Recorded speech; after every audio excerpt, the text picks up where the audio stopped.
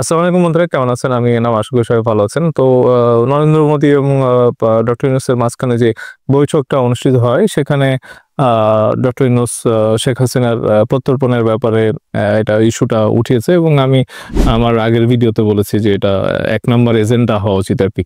তো দেখেন এখানে মোদি তাকে ফেরত দিবে কি দিবে না এটা মানে অন্য প্রসঙ্গ আর কি। বাট তারা যে এটাকে একটা মানে কার্ড হিসাবে, ট্রাম্প কার্ড হিসাবে ইউজ করতেছে এবং করবে আর কি বাংলাদেশের বিরুদ্ধে প্রোপাগান্ডা বা প্রচারণা বা নেগেটিভ প্রচারণা, নেগেটিভ ক্যাম্পেইন এগুলি করার ব্যাপারে। এবং দেখেন তারা যথার্থই বলেছে যে বাংলাদেশে মানে অ্যাজ ইউজুয়াল আমরা জানি যে তারা কি কি প্রসঙ্গ আনবে এবং তাদের মেইন প্রসঙ্গের মধ্যে কি থাকতে পারে। এবং এটা আমরা দেখেছি যে তাদের যে পররাষ্ট্র সচিব যিনি আছেন পি.কে. মিশ্রা, উনি একটা ব্রিফিং এ বলতেছিলেন যে কনসার্ন তারা মানে উদ্বিগ্ন এবং বাংলাদেশে যে মাইনরিটি বা হিন্দু সম্প্রদায়ের যে নির্যাতন এটা নিয়ে তারা কথা বলেছেন আর কি।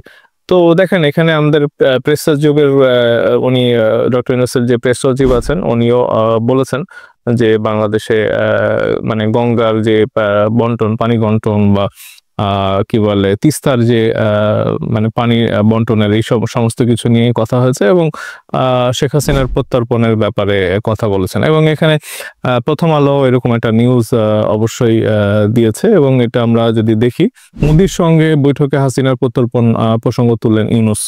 তো এখানে বলছে যে অন্তর্বর্তী সরকারের প্রধান উপদেষ্টা অধ্যাপক মোহাম্মদ ইউনূস ও ভারতের প্রধানমন্ত্রী নরেন্দ্র মোদী আজ শুক্রবার থাইল্যান্ডের রাজধানীর ব্যাংককে দ্বিপক্ষীয় বৈঠক করেছেন। বৈঠকে মোদীর কাছে বাংলাদেশের সাবেক প্রধানমন্ত্রী শেখ হাসিনার প্রত্যর্পণ প্রসঙ্গ তুলেছেন অধ্যাপক ইউনূস।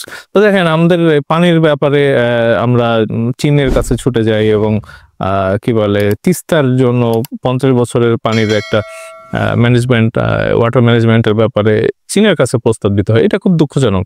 এবং এই ছবির মধ্যে একটা ছবি আমরা দেখতেছি যে বৈঠকের, এবং এখানে আপনারা খেয়াল করবেন যে একটা ক্লিয়ার একটা মেসেজ দেওয়ার চেষ্টা করতেছে মোদি।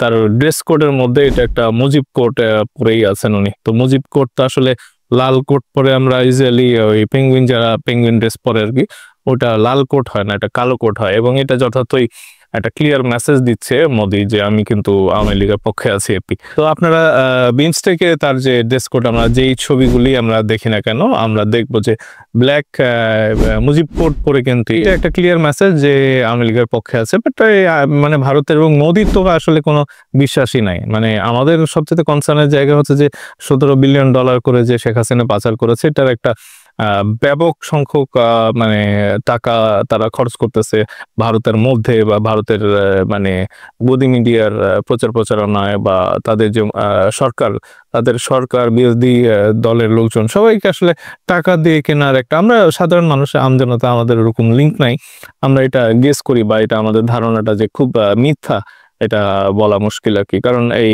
গদি মিডিয়ার যে একই টোনে কথা বলা এইটা আসলে, এবং ইন্ডিয়া বারবার বলে যে তাদের এইসব প্রচার প্রচারণায় তেমন কোনো হাত নাই। মানে শেখ হাসিনা যদি ইন্টারনেট ইউজ করে বিভিন্ন জায়গাতে ভাষণ দিয়ে বেড়ায়, বক্তৃতা দিয়ে বেড়ায়, তাহলে এটা তারা কি করতে পারে? তো এইগুলোর পিছনে শেখ হাসিনাও টাকা পয়সা খরচ করেছে। দেখেন 37% ট্যাক্স বসিয়েছে ট্রাম্প। তো এটাও মানে শেখ হাসিনার যে ফান্ডের কাজকর্ম এগুলো হতে পারে। তারা বলে যে লবিস্ট নিয়োগ করেছে। তো লবিস্টের জন্য যে বিলিয়ন বিলিয়ন মিলিয়ন মিলিয়ন টাকা খরচ করে শেখ হাসিনা, এটা তো তাদের একটা ঐতিহ্যগত ব্যাপার আর কি। তো এই ক্লিয়ার মেসেজ যেটা দিচ্ছে নরেন্দ্র মোদী, তো এখান থেকে আসলে মানে বিষয়টা বুঝে ওঠার ব্যাপার যে আওয়ামী লীগ হয়তো এত সহজে মানে মোদি বা ভারত হয়তো ছাড়বে না, বিশেষ করে শেখ হাসিনাকে আর কি। তো ধরেন যদি শেখ হাসিনাকে ছেড়েও দেয়, তাহলে আপনারা কি প্রস্তুত? আমরা কি কোথায় রাখবো? কাশিমপুর জেলখানায় নিয়ে রাখবো, নাকি আবার গণভবনে উঠায় নিয়ে রাখবো ফুলের মালা দিয়ে? তো এইটা একটা পরিকল্পনা করাই উচিত। এবং দেখেন তারা তাদেরকে ট্রানজিট সুবিধার ব্যাপারে কিন্তু ডক্টর ইউনূস বেশ মানে কথাও বলেছেন। মানে শেখ হাসিনার প্রত্যর্পণের বিষয়টা তো আমরা এখানে জানলাম, এবং আমরা বাংলাদেশের অন্তর্বর্তী সরকারের প্রধান থেকে শুরু করে সবাইকে আমরা দেখি যে ডক্টর ইউনূস নানা জায়গাতে নানা ফোরামে বলেছেন আর কি যে জুলাই আগস্টের যে নির্মম ব্যাপার আর কি, এবং এখানে যে শেখ হাসিনা যে মেইন কালপ্রিট আর কি। তো এটা ডক্টর ইউনূস এবং অন্তর্বর্তী সরকারের সবাই মানে ছাত্রদের যে নেতা যারা আছে নাহিদ ইসলাম বা ওইদিকে আসিফ মাহমুদ সার্জিস, এরা সবাই আমাদের রাজনৈতিক দলগুলোর সোচ্চার আওয়ামী লীগের বিচার এবং আওয়ামী লীগের নেতাদের বিচার। তো এই জায়গাতে ইনক্লুসিভ নিয়ে নির্বাচনের কথা বলেছে ভারত। তো এইগুলাতে আসলে আমরা আমাদের কতটুকু কি করণীয়, এটা সবাইকে নিয়ে বসার ব্যাপার আছে। এবং আমার ধারণা যে ডক্টর ইউনূস দেশে ফিরে সবাইকে নিয়ে, রাজনৈতিক দল এবং সবাই স্টেক হোল্ডার যারা আছে সবাইকে নিয়ে বসবেন যে ভারতের সাথে যে কথা বলাটা মানে উনি করেছেন আজকে, তো সেটার পরে আপডেটেড অবস্থাটা কি এবং কি করণীয়। তো দেখেন, এখানে আমার মতে ট্রানজিটের ব্যাপারে ডক্টর ইউনূস কথা বলেছেন এবং বিশেষ করে চীনে গিয়ে তার যে বক্তব্য, সেভেন সিস্টারে মানে চীন সরকারকে বলেছেন যে, চীনের প্রেসিডেন্টকে যে বা ওদের ব্যবসায়ী যারা আছে তাদেরকে যে বাংলাদেশে ইনভেস্ট করতে, ম্যানুফ্যাকচার করতে এবং বাংলাদেশ থেকে চীনে রপ্তানি করতে বা বিশ্বের সর্ব জায়গায় রপ্তানি করার জন্য, এবং এইসব পণ্যগুলি যেন সেভেন সিস্টার্সেও যায়, ভারতের 7টা অঙ্গরাজ্যে। তো এগুলি এবং সেখানে চীনের একটা ইন্টারেস্টের কথা উনি বলেছেন। তো এগুলাতে আমরা মানে ব্যাপক উন্মাদনা আমরা দেখেছি ভারতের গদিং এরিয়াতে, এবং মৈক রঞ্জন ঘোষরা আবারও বাংলাদেশকে ভাগ করে দিতে চেয়েছে, টুকরা করে দিতে চেয়েছে, এবং সাবেক যে এক্স আর্মি যারা আছে তারা তো একদম ম্যাপ করে করে দিয়েছে, এবং আমি ভিডিও বানিয়েছি আর কি। তো দেখেন, এইটা আমি যতটুকু মনে করি যে তাদের যেহেতু একটা সেভেন সিস্টার্স এর ব্যাপারে কানেক্টিভিটির ব্যাপার আছে, তো আমরাও মানে আমাদেরও ট্রানজিট সুবিধা আমাদের দরকার। আমাদের নেপালে পণ্য যেরকম যাইতে হবে, আমাদের সরাসরি ট্রেনও বা বুলেট ট্রেনের ব্যবস্থা করা উচিত। বাংলাদেশে তো যথেষ্ট মানুষ মানে আজকাল 5ই আগস্টের পরে অনেক জায়গাতে বলে যে ধনী সংখ্যা, কোটিপতি সংখ্যা আরো বাড়ছে আর কি। তো যাদের মানে এফোর্ড করতে পারবে, আমার মনে হয় যে মধ্যবিত্তের উপরের মানুষ বা মধ্যবিত্তের লোকজনেরাও কিন্তু ট্রাভেলিংটা বেশ পছন্দ করে। তো এই মানে ভিসাটা আবারও খুলে দেওয়া এবং ভারতের বুকের উপর দিয়ে যে আমরা নেপালে যেতে চাই, ভুটানে যেতে চাই, আমরা পাকিস্তানে যেতে চাই, এবং এটার মাধ্যম দিয়ে ইরানে যেতে চাই, আফগানিস্তানে যেতে চাই, আমরা ওমরা পালন করার জন্য বা হজ করার জন্য আমরা বুলেট ট্রেনে সৌদি আরবে যেতে চাই। এই সমস্ত কিছু ট্রানজিটের একটা প্রপোজাল সরকার তৈরি করুক এবং ভারতের মানে নরেন্দ্র মোদীর টেবিলে রেখে তারপরে সেভেন সিস্টার্স এর সাথে যে ট্রানজিট এবং বন্দর ব্যবহারের এই সমস্ত কিছু কিন্তু চুক্তিগুলি মানে নতুন করে নবায়ন করা বা নতুন করে ভাববার কিন্তু আসলে অবকাশ রয়েছে। আমরা যেরকম ভারতের বুকের উপর দিয়ে যেতে চাই, তারাও বাংলাদেশের বুকের উপর দিয়ে যেতে চায়, এবং এটা যেন একদম সমানভাবে তৈরি হয়। এবং তাদের আসলে যেহেতু চীনের সাথে বৈরিতা করার দরকার নেই, রিসেন্টলি আমরা দেখেছি যে তারা চীনের সাথে বাণিজ্য সম্পর্ক তৈরি করার ব্যাপারে খুব আগ্রহী। তো আমরা ভারতের উপর দিয়ে চীনেও যেতে চাই, সমস্যা তো নেই। তো ভারতকে এটা মানতে হবে। এবং এই যে হিন্দু কার্ড বা মাইনরিটি কার্ড, মানে 47 সালেই এটা ডিসাইড হয়ে গেছে যে যেহেতু মুসলিম এবং হিন্দুরা একসাথে বসবাস করতে পারে না, তো সেই কারণেই মুসলিম মেজরিটি দিয়ে ইস্ট পাকিস্তান হয়েছে, ওয়েস্ট পাকিস্তান হয়েছে।